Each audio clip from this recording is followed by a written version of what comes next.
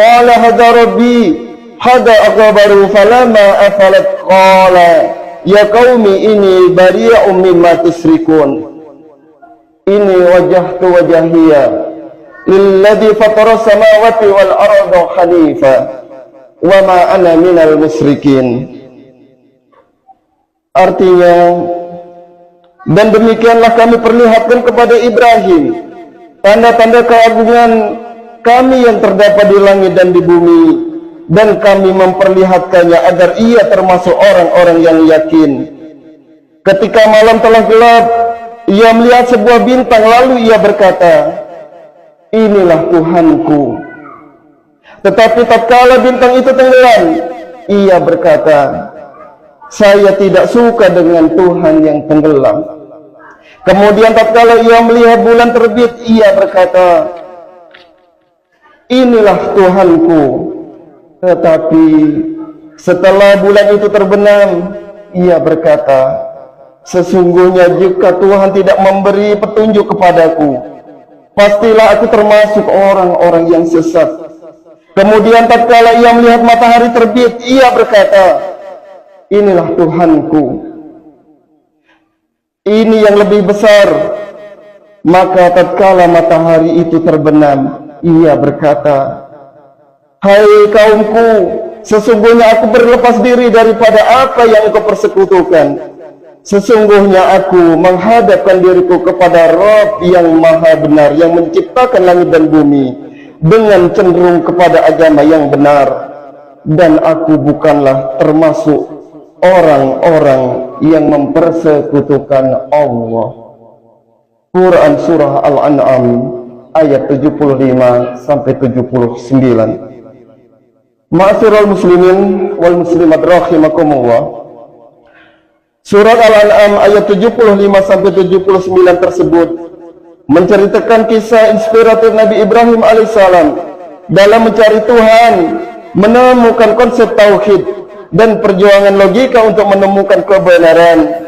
Perjuangan beliau pada akhirnya berhasil pada suatu titik, yakni menemukan Allah Subhanahu wa ta'ala, bukan hanya Tuhan suku atau satu golongan tertentu, tetapi Tuhan bagi seluruh makhluk yang diciptakannya. Allah Subhanahu wa ta'ala senantiasa berada dekat dengan manusia ketika waktu luang ataupun sibuk, saat duduk atau berdiri, baik bahagia maupun sedih, dan lain sebagainya. Kaum muslimin wal muslimat rahimakumullah, Aidul Adha adalah bagian dari hari raya Islam. Pada hari ini diperingati peristiwa kurban, yaitu ketika Nabi Ibrahim yang bersedia untuk mengorbankan putranya Ismail untuk Allah, kemudian Allah menggantinya dengan domba. Pada hari raya ini, umat Islam berkumpul pada pagi hari dan melakukan salat Aidil Adha bersama-sama, seperti saat kita merayakan salat Aidil Fitri. Setelah salat, mereka melakukan penyembelihan hewan kurban dan membagi-bagi dagingnya kepada fakir dan miskin. Secara syar'i, kurban adalah hewan yang disembelih pada hari raya Aidil Adha dalam rangka ta'aruf, mendekatkan diri kepada Allah Subhanahu wa ta'ala. Pensyariatan penyembelihan hewan kurban adalah Al-Quranul Karim, Al-Hadis, dan ijtima para ulama. Allah Subhanahu wa ta'ala berfirman, maka dirikanlah salat karena Rabbmu dan sembelihlah hewan kurban. Al-Quran Surah Al-Kautsar ayat 2. Dalil dari hadis adalah sebagaimana sabda Nabi Muhammad Rasulullah SAW dan perbuatan beliau, di antaranya hadis Bara bin Azib. Beliau sallallahu alaihi wasallam bersabda, inna awwala ma nabda'u bihi fi yawmina hada an nusalliya thumma yarja'u fananhar faman fa'alahu faqad asab sunnatana wa man dabaha qablu fa innama huwa lahmun qaddamahu li ahlihi laysa minan nusuki fi sayyi. Artinya, sesungguhnya yang pertama kali kita mulai pada hari ini adalah salat. Kemudian kita pulang lalu menyembelih hewan kurban. Barang siapa berbuat demikian, maka dia telah sesuai dengan sunnah kami.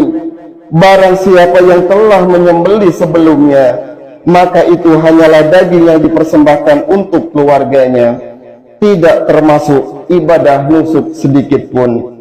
Hadis riwayat Bukhari dan Muslim. Ma'asyiral muslimin rahimakumullah,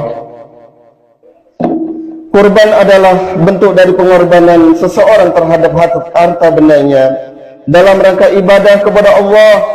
Hal ini dilakukan semata-mata hanya untuk mencari ridhonya. Kurban memiliki banyak keutamaan, di antaranya keutamaan yang pertama, kurban merupakan bagian syiar Allah Ta'ala. Dan keutamaan yang kedua, kurban merupakan bagian dari sunnah Rasulullah Sallallahu Alaihi Wasallam. Dan keutamaan yang ketiga, kurban merupakan